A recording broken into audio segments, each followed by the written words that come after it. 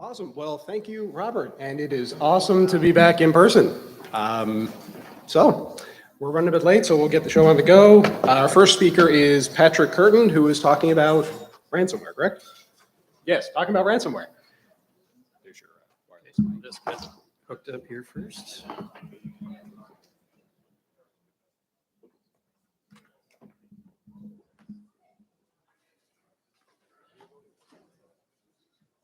Nice.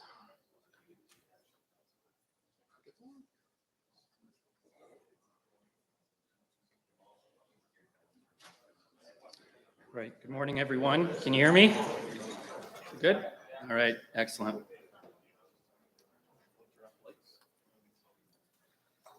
Okay. So ransomware is a very hot topic, of course, probably the hottest topic in cybersecurity now. When you think about cybersecurity, there's a lot of different ways of looking at the problem. My personal favorite way of doing it is what we're going to do here, which is looking at an actual incident and walking it through and seeing what happened and what could have been done better, what worked well. In this case, not very much. The problem with this way of looking at cybersecurity is you almost never know enough to do what we're going to do here. And there's a reason why this one is an exception. So if you're doing incident response at your own organization, sure, you're going to know, hopefully you'll be able to figure out what happened. But when you read about them in the press, there's little snippets, there's almost never enough for you to build a picture. This ransomware example from Ireland is a bit different, and it's an excellent way of illustrating how important executing fundamentals are in the field of cybersecurity, because this is a worst case scenario. This is one employee making a couple of mouse clicks, bringing down a whole organization, and not just any organization, a critical infrastructure provider. So what we're going to do is we're going to start by looking at the targeted organization, look at how they were set up. We'll look at the threat actor, and then we'll look at the timeline, the steps that occurred in the compromise and the recovery. We'll talk about the impact, and then we'll look at the post-incident analysis, and finally we'll talk a little bit about prevention. So the graphic on the right is the cover page of the post-incident report, which was made public. This is super rare, okay? It's a big report, 150 pages, written by PricewaterhouseCoopers. It is redacted, so there's about 10 pages of technical details that are completely blacked out, but other than that, it's all available out there for everyone. It's an excellent read. And this, again, I can't emphasize this enough, it almost never happens. It only happened here because the targeted organization, some enlightened soul, decided this story needed to be shared because there's a lot to learn here. So a shout out to the HSE for publishing this. So who is the HSE? It's the Health Services Executive in Ireland. It is basically the healthcare system of Ireland. So Ireland, 5 million people. This makes the HSE the largest employer in Ireland at about 130,000 employees. It is a designated critical infrastructure provider. Huge budget, of course. Healthcare for an entire country, 22 billion euro. The IT budget, about 200 million euro. Okay, that sounds like a lot of money, but if you look at the budget, it's less than 1%. 1% is a bit challenging. And we'll get into a bit about, the different tensions going on with budget in a healthcare organization, but in the US, the benchmarks I've seen is it's about 3 or 4%.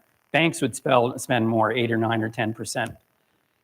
But 1% is your first sign that maybe not all is well here. And they're supporting a lot. They got 70,000 devices spread over a wide enterprise,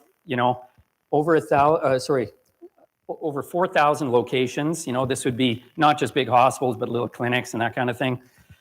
Lots of applications supported by 350 staff. That's not a lot out of an employee base of 130,000. Okay, so let's look at the network. Now I'm going to generalize a bit. There's a few exceptions to what I'm going to say. But in essence, this was a flat network. And it was done that to make it easy for staff to access the applications we need. So we're right away illustrating the tension between convenience and security. So there weren't enclaves generally set up in this network. A few exceptions. And those exceptions and what's going to happen here made the difference for those places that were not completely open. So a third of their servers, several thousand servers, out of support. 30,000 Windows 7 desktops.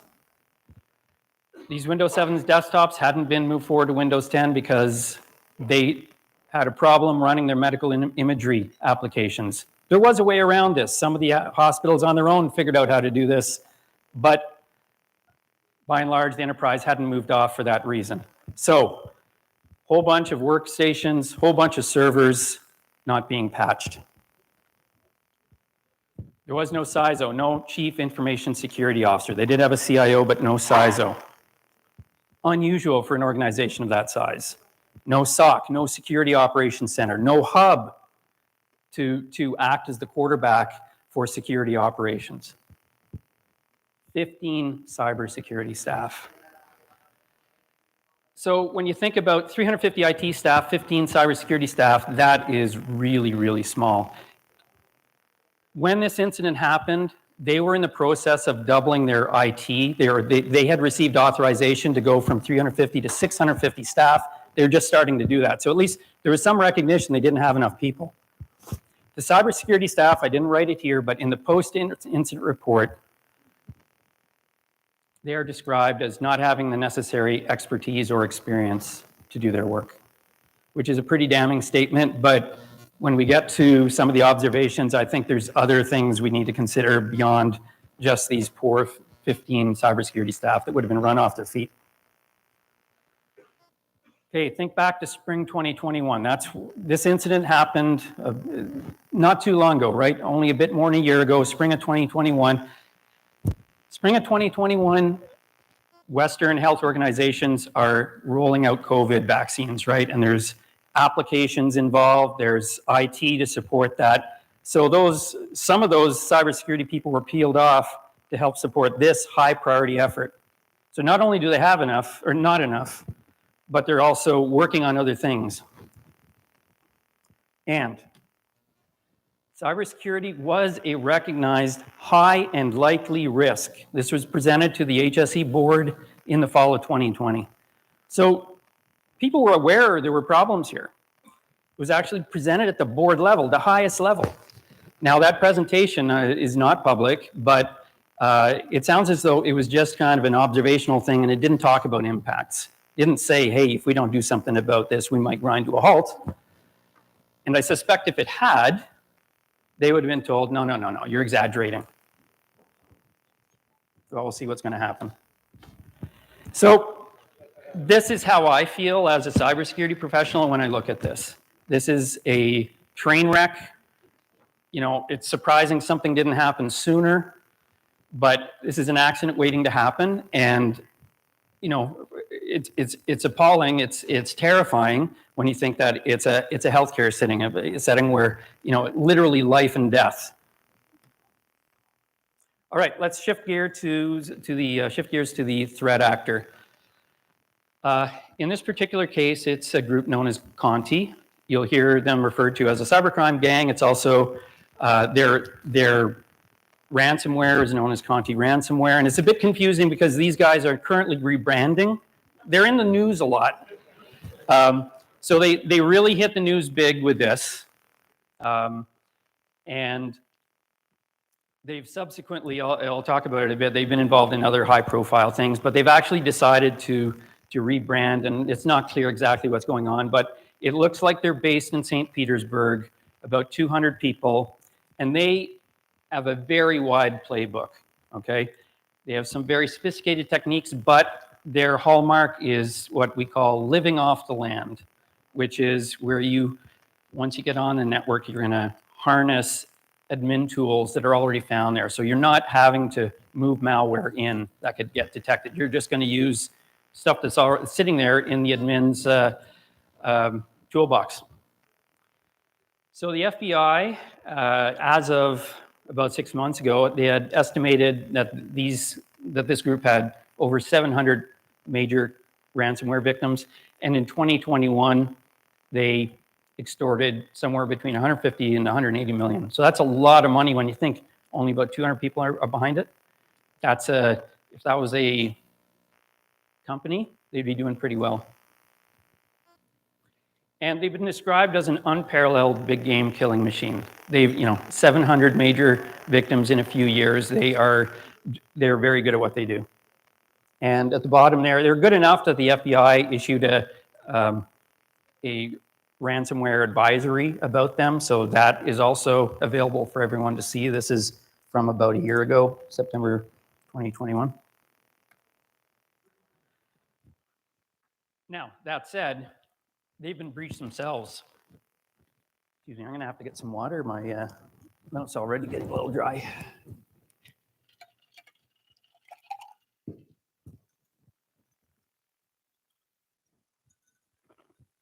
Sorry.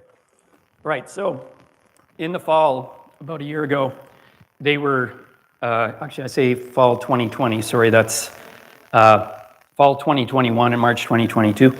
So in the fall, they were breached by a disgruntled former employee, if you could call them that, and this employee, classic insider threat, brought all kinds of their intellectual property out, brought out their playbooks, published it all on Tor. So of course, cybersecurity researchers had a field day with that. And then, strangely enough, they're based in Russia. When Russia invaded Ukraine, they came out and said, we're in complete support of the Russian government. We're completely against Ukraine and the United States. We're going to act in support of the Russian government. No surprise, there's always been thought that Russian-based cybercrime actors are loosely connected with the government. Well, when they did that, they then got targeted, and a whole bunch of other things got leaked, including chat logs. So again, cybersecurity researchers were able to digest this stuff, analyze it, and build a picture of what they're like. And it reveals a pretty grueling work environment. They've got a lot of attrition at the working level. There's a ton of pressure. Some of them are remote. They're always expected to produce. And one of the researchers is quoted saying the leaks paint a picture of a surprisingly normal tech startup. And so this is what they look like. This is Checkpoint did this. There's about 200 blobs there. These are people. So they were able to identify leadership, people that are like doing HR, people that are, just doing their back end, people doing their software development, just like a startup. All right, so let's get to the middle of March 2021. March 14th, particular person at the HSE gets a phishing email. Not a spear phishing email, just a phishing email. And I get them all the time, but the ones I get are pretty crappy. I'm never going to click on them. The ones these guys do are really good. Two of the themes they use is Apple cards and Amazon cards. And when you look at them, there's no spelling mistakes. All the fonts are perfect. All the graphics are perfect. So you'd have to look at it a bit more closely and say, yeah, this is still too good to be true. Why would someone be sending me this? But this particular employee, and there were others, it wasn't a mass campaign across the HSE, but there were numbers of employees getting them. And this employee had actually received them I think 4 times in the past, had never clicked. But this time, for whatever reason, March 18th, they click, and they get infected. That's the initial compromise right there. And that workstation is known as patient 0. Over the next 5 days, nothing happens. March 23rd, threat actor goes in and gains persistence. So in those 5 days, the workstation had just been cycled off, or if something had been detected, it could have been cleaned very easily. But that didn't happen. So threat actor goes back in, establishes persistence just on that workstation. March 31st, threat actor goes back in and the enterprise antivirus detects the use of Cobalt Strike. So Cobalt Strike is penetration testing tool. It's pretty common out there. It's also common for bad guys to use it. That's why the enterprise antivirus detected it. Now, that workstation hadn't been patched in something like a year. The workstation had enterprise antivirus, but the signatures on the antivirus had also not been updated in something like a year. But it still detected this. It detected it, and that alert just went to the floor. Now, this is kind of surprising here. 5 weeks. Over the next 5 weeks, almost nothing happens. Okay? There's very little threat activity showing up in the logs. There's no reason to think there was. I think what this indicates, it goes back to that grueling work environment. These guys are infecting so many people, and they're not going to have a very organized workflow, right? So some cybercrime operator at a console somewhere finally is like, okay, let's go in now. They probably had a full dance card up until then. So 5 weeks later, they're leaving fingerprints of reconnaissance, lateral movement, and privilege escalation. So this is like, okay, things are starting to get really serious here. They took their beachhead, spread out, they've escalated privileges, so they've got admin rights in a bunch of places. So this is not good. This is definitely a sign that things are escalating. Then a day later, there's file activity. They're basically looking to see what they can get. What kind of files are out there? What information is there? Now, I've cleaned this up a bit. Over the next few days, there's a few more things happening. There are alerts starting to go off. Some of the hospitals are operated semi-autonomously, and some of them are detecting activity they don't like. There's actually one hospital that goes to the center and says, hey, we've seen something coming from you guys, coming from corporate. And someone on the corporate side comes back and says, no, the problem's on your end, which is not true. So there's some confusion there. But it's getting serious enough that the enterprise antivirus company with their own telemetry is starting to see, oh my goodness, something serious is going on. They start emailing their contacts within the HSE saying, hey, you've got unhandled threat events. And I would imagine the threat actor at this point is figuring out that they've been detected. And on May the 14th, you have the ransomware detonation. So what we're going to see here was a pretty huge deal in Ireland, but it didn't make the radar here very much. There's a reason for that, and that's the Colonial Pipeline compromise. So right around the time this is happening, Colonial Pipeline down the eastern US gets hit. That was a big cybersecurity story, right? There, again, critical infrastructure being threatened. There was some thought that aviation fuel would stop flowing on the East Coast, which didn't happen, but it was a pretty serious deal, and it did get a lot of traction in the press, and that kind of drowned this story out a bit on this side of the Atlantic here. It was still a big story in Europe. Okay, so let's look at what happened on the day of May 14th. 1 a.m., so the threat actor is deliberately deciding to set things off in the middle of the night in Ireland, okay? Fewest people would have eyes on at that point, makes sense. But a couple hours later, the first reports are starting to hit the National Service Desk. So this is like the help desk. This is not security people. This is just reports going to the help desk. Hey, I can't get my workstation to work. I got a blue screen, And this part here, the next few hours is, for an organization this size, they do seem to have responded well to something that happened in the middle of the night. By almost 5 in the morning, a critical incident has been invoked that would, unleash internal protocols about who to contact and what meetings to stand up. 5:10, there's a call with subject matter experts, and they make the decision to disconnect. So To staunch the bleeding, they're going to disconnect and power down. 6 o'clock, the CEO notifies the board. So think about it, the CEO of this massive organization is notifying the board at 6 a.m. That means the CEO has been involved for a few hours. Media starts getting reports at 7.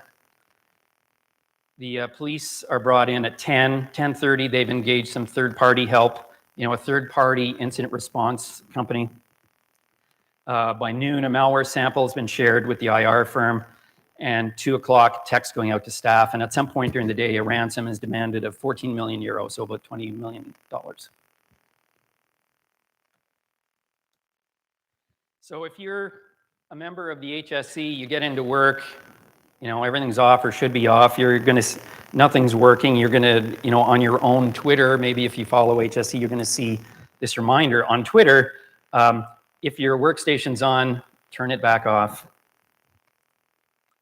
And here's a tweet from an obstetrics hospital that, sending a message out, we're only doing emergency stuff today. If you got a normal appointment, don't show up. And this was common across the system with a few exceptions. All right, so let's look at right of boom here. After the detonation, what happens? Well, they set up a coordination center next day off-site. They didn't actually have an on-site place to do this from. So I'll get to that in a second. By the 24th, their incident response helpers have come up with a go to green process for secure recovery. So this is a way to recover the workstations. By the middle of June, half of the servers and half of the applications have been recovered.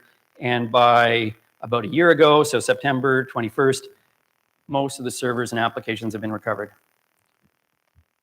Okay, some of you might be looking at this going, I'm missing something. And I did skip something very important, and that is that on May the 21st, they received the decryption key. They didn't pay the ransom, so we'll get a little bit into that. But that receiving of the decryption key is what actually allowed this whole go to green and recovery process to even happen. So Conti said, we're providing the decryption tool for your network for free, but you should understand that we will sell or publish a lot of private data if you will not connect with us and try to resolve the situation.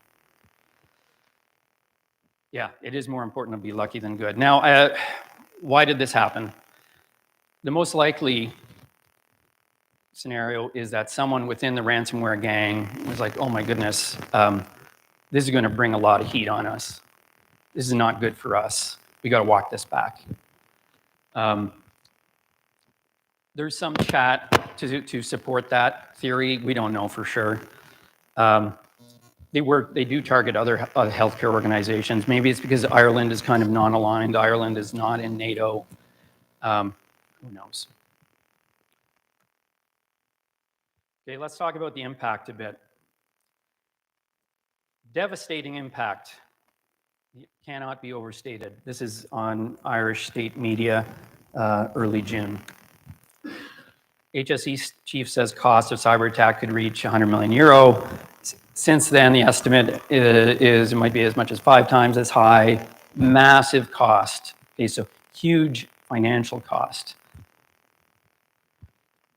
But we're talking about healthcare, so let's forget about the financial cost. What's the impact on healthcare? Well, first of all, okay, so when they encrypted, that went pretty broad. At least 2,800 servers and 3,500 workstations encrypted, but it's probably much more. That's where they stopped counting.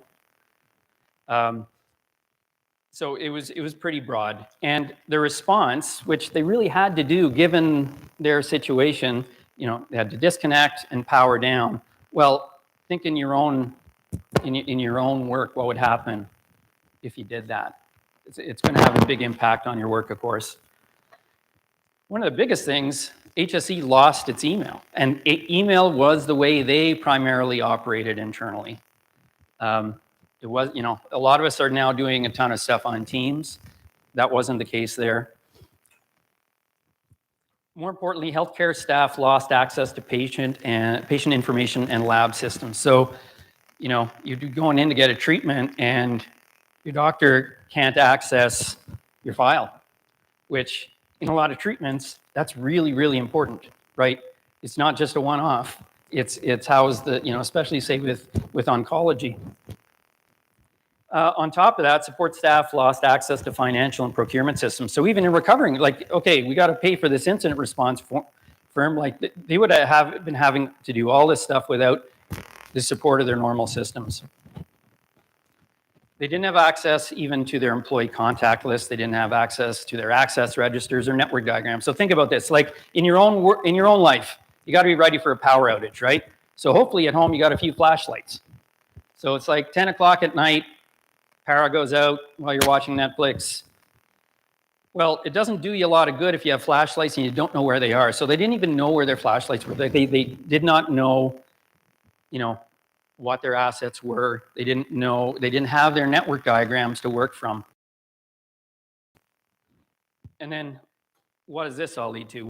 When you can't access health records and test results, that has a big impact on medical care. They had to revert to handwritten records. They had to issue a national healthcare indemnity. This is the government saying, healthcare providers, doctors, nurses, we know you don't have access to what you need, but we're going to assume the risk.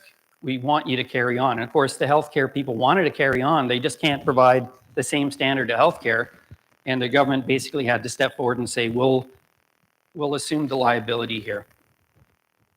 And there's even spill-on effects in something like this. Like when a baby is born, in Ireland, the information required for the birth certificate and child benefits, that was all shipped by email. So all of that ground to a halt. And then you have there's a big room of people here. Surely some of us have loved ones in healthcare. You know, they've had a real tough time during COVID. So these folks have been working through COVID, and now you got another crisis thrown upon you. And then to add insult to injury, some patient records were leaked.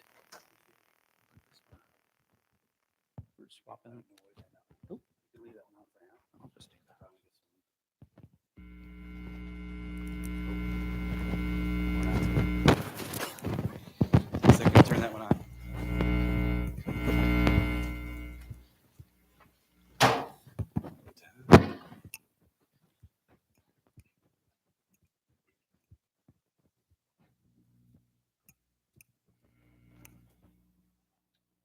No.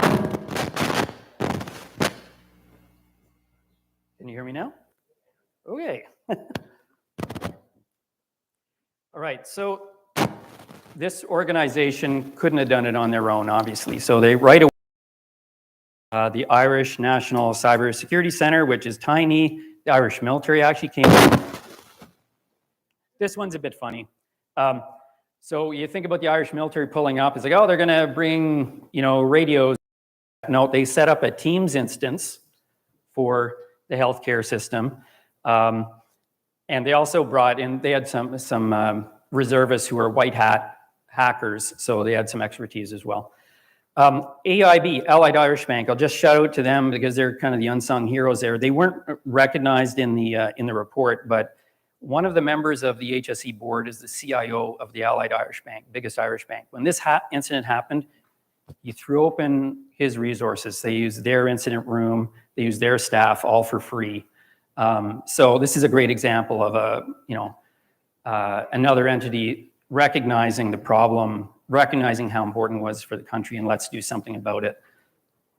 There was a third-party incident response provider that isn't actually spelled out in the report, or the company isn't identified. But PwC, they do this a lot. So they brought out their matrix of how to analyze what happened here.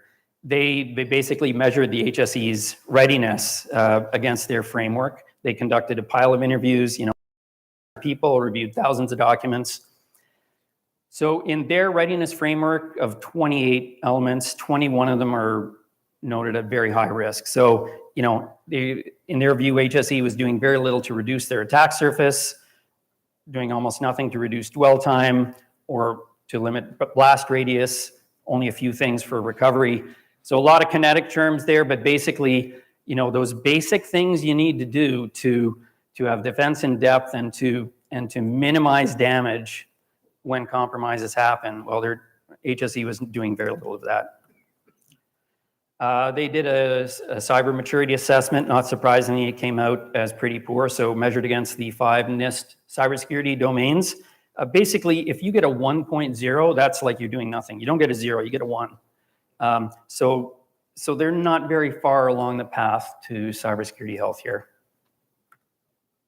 So they came out with this report at the end, 72 key recommendations. Now, I don't know if you've ever seen recommendations for improvement being handed out to someone, but you normally tap out at 4 or 5. So 72 is a lot. Not surprisingly, it's like you need to have a CISO in there. You need to have an IT strategy that addresses all your technical debt, because there's a ton of technical debt there. They are saying HSE had to enhance their crisis management capabilities. So HSE, they run hospitals. They actually had great crisis management capabilities when it comes to mass casualty event, fires, earthquakes, floods, but nothing for this. Establish a suitably resourced and skilled cybersecurity team, and finally build defense in depth, including security monitoring, vulnerability management capabilities, secured privileged access, network segmentation. The list was longer than that, but those are some of the basics. All right, so there were a lot of opportunities. This didn't have to happen.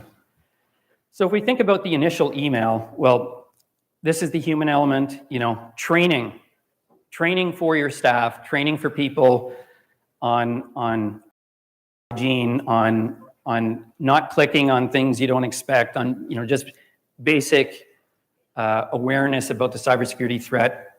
That's a thing you can do. Okay. Now, is it okay for an employee to click on a thing, make a mistake, and bring down a whole network?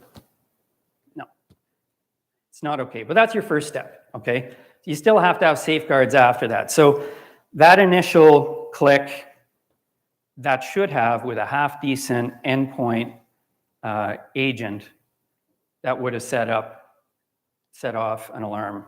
Better than an alarm, it would have been blocked. So you should block this kind of thing. But if you don't block it, at least detect it. And if you have a way of detecting it, at least have someone dealing with that detection. Persistence being established. Well, that's another different activity, probably involve changing registry keys. This is another thing you can try to detect, you can try to block. It's not a super hard problem. There are products that do that. Then if we go to the other steps that were taking place, reconnaissance, lateral movement, privilege escalation, all of these things involve certain techniques the threat actor is going to do, techniques that can be detected, techniques that in some cases can be blocked. So again, you want to do it wire speed if you can. You want to block if you can. But if you don't block, at least detect and then have someone in a position to triage those detections and have a look. Because there was time here. There was time here. It wasn't a matter of seconds. There was some time, at least in this case, for people to actually go, okay, there's something seriously going wrong. Let's take steps. Similarly with the file activity. So basically, every step along the way, there are fingerprints that the threat actor is leaving behind that you can detect and hopefully block. So I'm getting close to wrapping up here.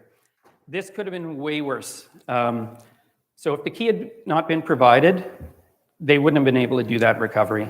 They would have had to start from scratch, and would have had, the healthcare system went through weeks of extreme problems. They would have still been going through it. So they're lucky there. Medical devices weren't targeted. They could have been.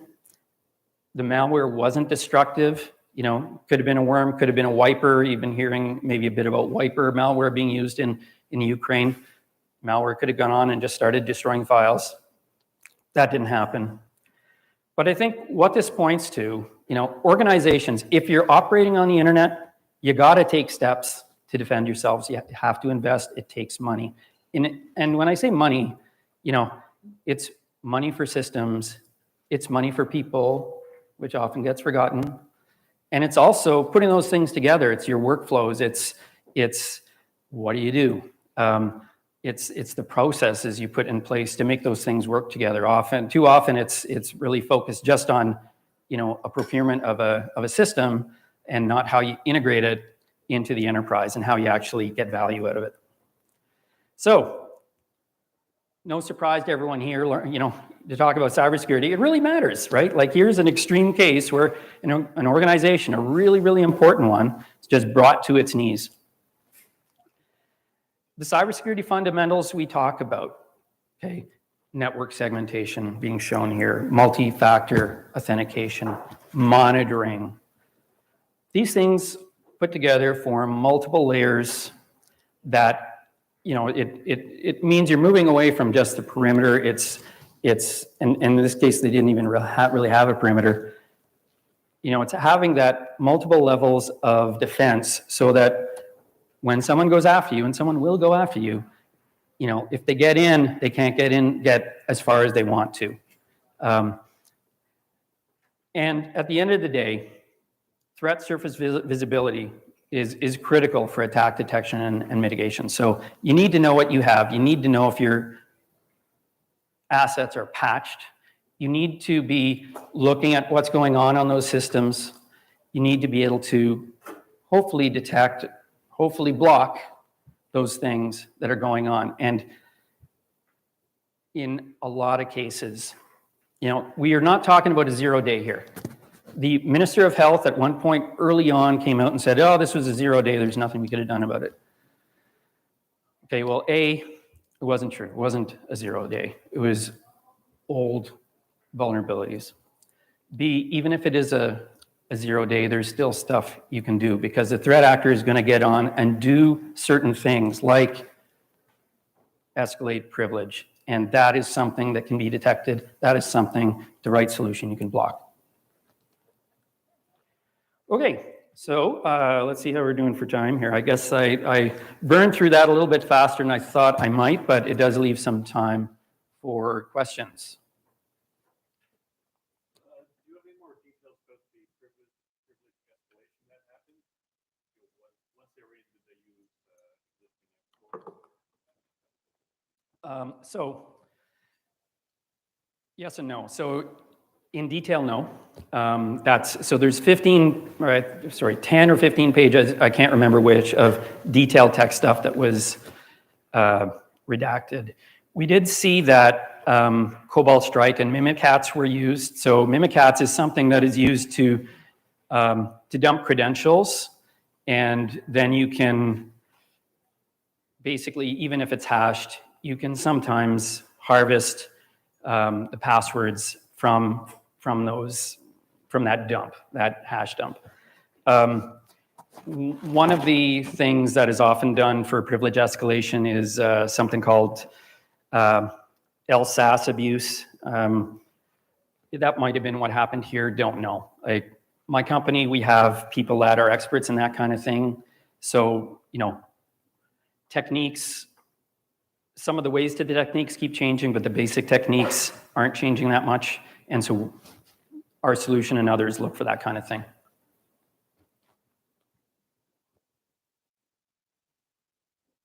Any other questions? There's one way at the back. You mentioned that a fairly flat network, but there were like a couple parts that segmented and couple sections. Sure. Yeah, unfortunately, the report doesn't provide a ton of detail around that, but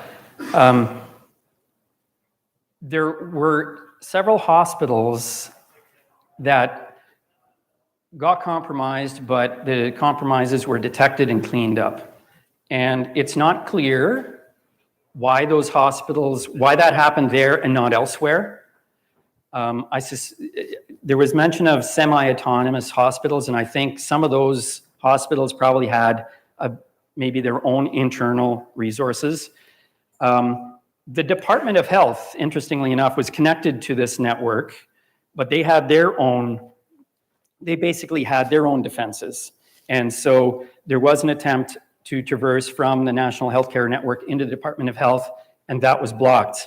But they didn't coordinate back to the other network to say, hey, something bad's going on. Now, they didn't have a ton of time, but it doesn't look like that happened. So there's this is where a Security Operations Center is really important, because it provides that focal point, that hub. I ran a SOC for 4 years, and it basically is the nerve center for something like this. It's the go-to place. You know, when something's on fire, you dial 911. Well, if an IT security incident is happening, that's who you go to, and you have people with playbooks and they're ready to go. So maybe some of those entities had a mini version of that. I suspect the Department of Health did, but I'm speculating at this point. Yeah, what are they doing? That's an interesting one. So 72 recommendations, they need to spend a lot of money here, and even just spending money, they don't have the horsepower to do it, so they have to bring in consultants. I tried to find out where they're at today. It's not clear at all, but this is a massive effort. So I think they will have done initial mitigations, but they're probably in not much better position than they were. This is a huge project. They have to, modernize their network and simultaneously secure it. So I would imagine there are teams of consultants and a lot of money being spent to make this happen. But I did try to find out, and the information, unfortunately, is just it's not there. Yeah, this is the downside of having someone like me who's, I did a bunch of open source research. There is a lot about the threat actor, and there's this report, but there isn't too much else. Well, that thing about Allied Irish Bank, I got that out of their board minutes. So the HSE's board minutes are public. So I looked at those, and there's not a lot of talk about this, but that was one of the nuggets I was able to pick up there.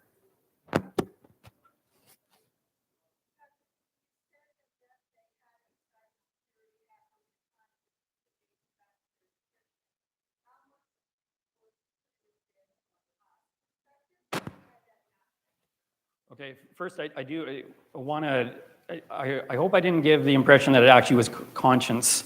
I think it was risk aversion. I think it was possibly someone in the Russian government saying, Ireland's not our problem, what are you doing? Don't know, okay?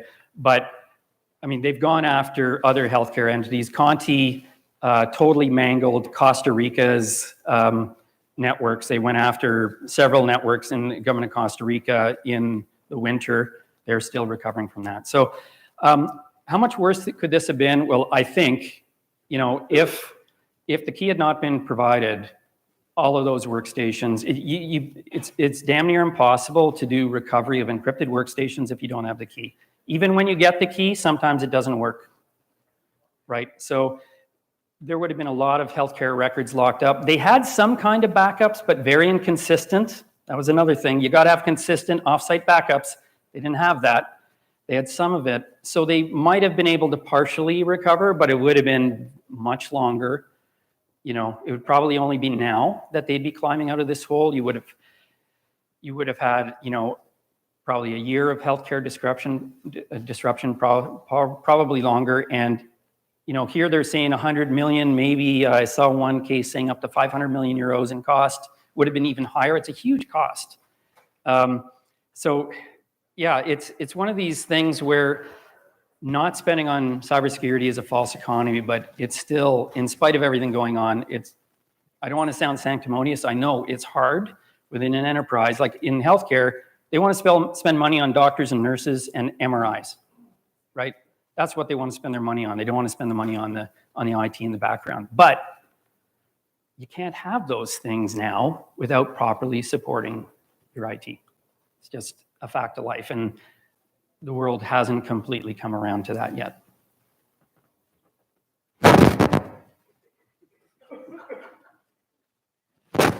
Any other questions? I apologize for this noise.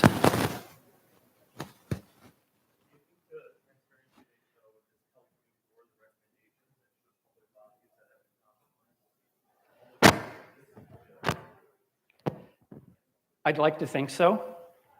I really would love to have been a fly on the wall in the discussion that would have happened over releasing this report. There would have been quite a discussion, I'm sure. And it's not clear who, because this is, like, I can't emphasize this enough. This is super unusual, right?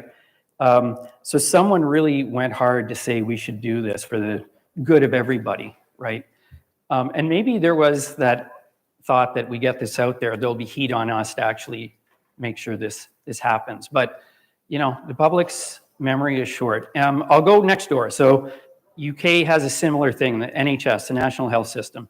They had a big hack in 2015. So that's right next door to Ireland. And, you know, that didn't trigger anything. And NHS just got hit again. So, you know, from a logical perspective, it should totally put the heat on everyone, but it's also a case of, you know, we've moved a little bit away from it. I don't know how much heat is on them. My guess is they're incrementally improving things. They still don't have a CISO. So one of those board minutes, someone asked, hey, where's the CISO? And the answer was, we're still coming up with the job description. Now, everyone who works in governments will go, yeah, I came from government, I understand. Yeah. Any other questions? Doesn't look like it. All right, thanks so much. And happy 10th anniversary to BSides.